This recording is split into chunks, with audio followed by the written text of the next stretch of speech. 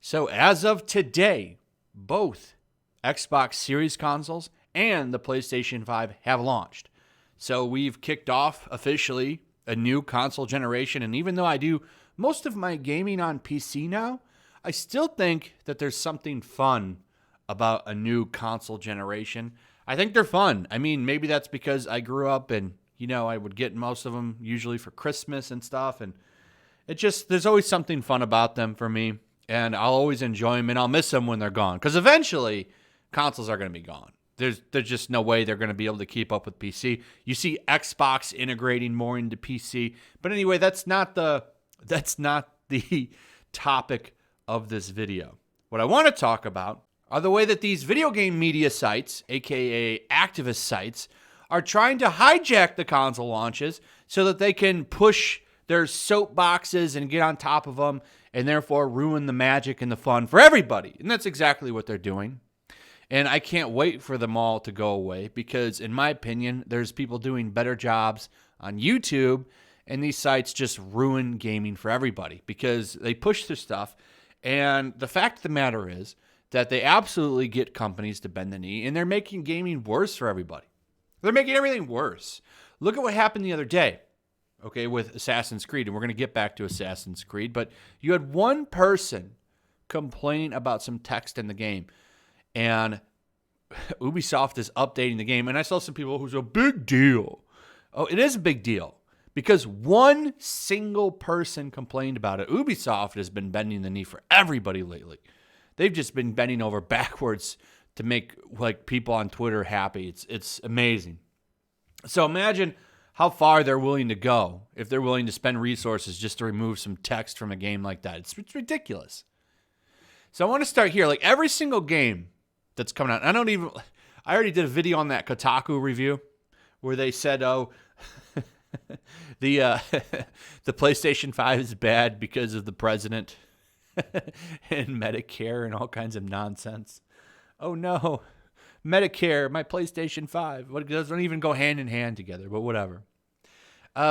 First off, we'll start with Yakuza Like a Dragon review, a confident step in a different direction. Goes on to talk about toxic masculinity and all this nonsense. What does that have to do with Yakuza Like a Dragon? What does that have to do with the game? Nothing. But they can't just tell you about the game. If I go to a game review, I want to hear about the game. I want to hear about what it does, how it plays, is it good? I don't want to hear about your political activist stuff. And that's all they do. We go over here to Assassin's Creed Valhalla. Now, this isn't a review. This is, which is the actual canonical gender option? Is the male or female version the canonical choice? The game, to answer that question, may be found in a third way to play the game. I gotta be honest. Who cares? You can pick one or the other. Just pick one and play the game. But these websites are so obsessed with making these games female only. Assassin's Creed is by far, out of all the game series that I've seen journalists talk about, this game gets beat to hell. I don't get it. And I've done videos on this. I'll talk about it again. There's actually someone that made a whole scathing article complaining about the fact that you could pick a male character in Assassin's Creed. I think it was Odyssey, the one in Greece. It's the one in Greece. Because you could pick that male character. A whole article blasting it. It was so silly. The guy's actually mad because you could pick the male character. And he was even more mad that more people picked the male character. What does that matter? If you have the choice, perfect. That's great. I like that you can pick. I think that that's good. I think that that's fun and it gives you replayability, especially if there's differences in the game. It's like, oh, well, that's more for my money. I'll go play as the other character now. Perfect. This one's a little bit different. You can switch throughout the game, which is kind of strange.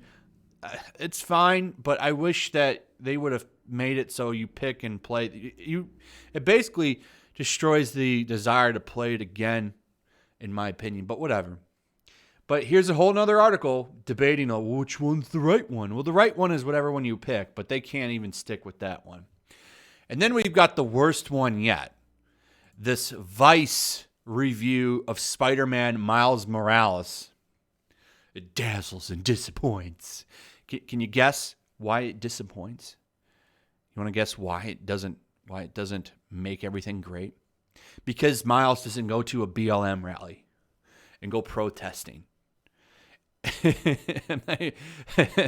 I'm not going to read through this whole article. This maybe for a stream or something, but like, look how long this is.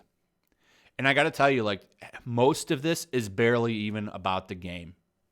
Most of it is the writer complaining that the game didn't get political enough.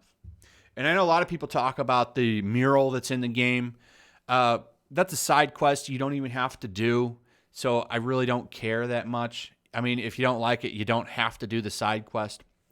But the problem with that is that when you include that mural, now you open the door for people to heavily criticize it and say it doesn't go far enough. And that's exactly what's happened. Hell, they've been criticizing this game since it was announced.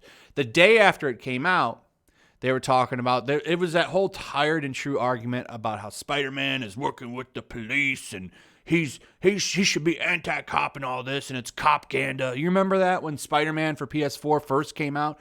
How they're saying it was cop-ganda and all of this crazy nonsense. Like, now they're doing it again. And what's funny is in this article, the writer talks about how, he doesn't even associate with the police. So I haven't played this yet. I'm going to play it. I'm actually pretty excited to play it. I really like Spider-Man characters. I really like the Spider-Man universe. So I know a lot of people, I don't like Miles. It's fine if you don't like Miles. I do like Miles. I think Miles is the only, I guess, I don't really call it because he hasn't replaced him, but like the replacement characters, he's the only one that I thought was like done good. I don't like that Gwen Stacy Spider character. I think she's stupid and boring. Miles is done pretty good. That's my opinion on it. If you don't like it, it's fine. We don't have to agree on everything. But I'm excited to play this game.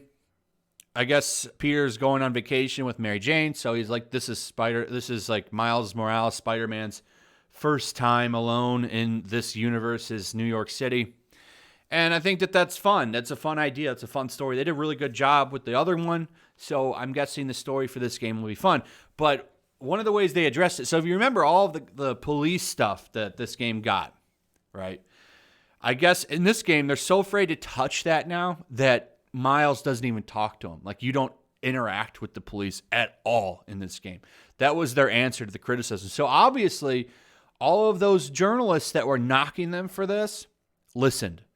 And now there's no interaction between the two, which is kind of messed up. And there probably was going to be, but because of all the whiny journalists that don't have the same opinions as common people who don't hate law enforcement and quite like them, like, I don't even want to get too much into that. So now they can't do that because of whiny journalists, which is stupid. Vice, I don't even know how they stay in business anymore. I really don't. Hack company, losing money every day. They'll be gone soon enough, which will be a tragedy if you think about it, because they were such a good outlet back in the day when they first started. Vice was great. They were doing real in the dirt, in the mud reporting, and now this is what they've been reduced to, complaining about Miles Morales not being anti-police. It's such a fall from grace if you think about it. But yeah, that's pretty much the gist of this whole article. They're mad because Miles Morales doesn't do enough social commentary. In fact, it ignores it. From what I understand, and this is why I didn't do a video on it, like, Spider-Man, Miles Morales gets woke. Because it's just one side quest that they obviously shoehorned in, if you think about it, just to make people happy. But when you do that and you try to make people happy, you never go far enough. And it always just gets them upset, and all you do is make them more ticked off. That's why I just think it's a stupid tactic to do. But that's the gist of this whole article. There's not really too much cringe in it. It's cringy that it exists, but this whole article, nothing about the game so much. It's mostly about the activist history of the writer. How do you spell racist? NYPD. And so on, and how Miles should have been a game. They should have used this game for social commentary, when that's not what people want. That's not what people want to play in the game. You know what I want to do when I play a Spider-Man game? I want to swing through the city. I hear that that's great. I hear that that's great. But this is not a game review, and it shouldn't be disguised as a game review because that's what they're trying to do. They want people that want to know how this game is to come read this and read all this shit. And it's such a fake review. You don't learn anything about the game. What you learn in this review is the activist history of the writer and how he wishes this game was activist propaganda. That's what it is. So anyway, it's just, I've never seen so much of it. And I've been on here for a couple of years now, and every game that's come out, every next-gen game that's at launch has been politicized this year. And I don't think the Xbox got too much of it, but the PlayStation 5 reviews for sure did. It's been really cringy.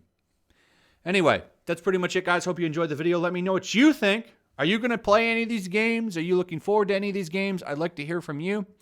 Also, if you would, please like and share the video. Make sure you're still subscribed. Subscribe if you're new. Hit that notification bell, and I will see all of you on the next one.